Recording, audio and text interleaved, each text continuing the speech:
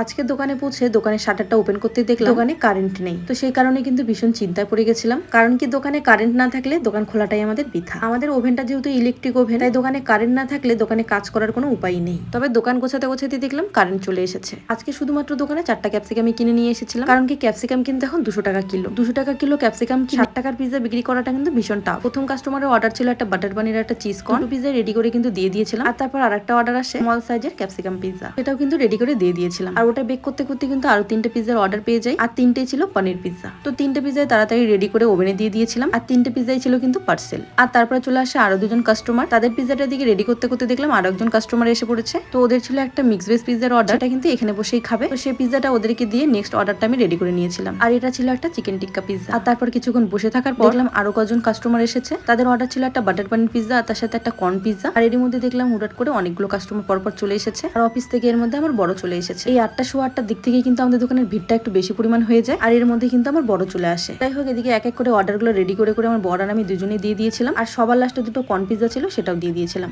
আজ কিন্তু বেশিরভাগ পিজ্জাই পার্সেল হয়েছে। আরেকজন কাস্টমার আসে যার অর্ডার ছিল একটা বাটার পানির পিজ্জা। পিজ্জাটা যেহেতু পার্সেল যাবে, পার্সেল করার সময় দেখলাম বক্স বানানোই নেই, তাই তাড়াতাড়ি করে একটা বক্স বানিয়ে পিজ্জাটা প্যাক করে দিয়ে দিয়েছিলাম।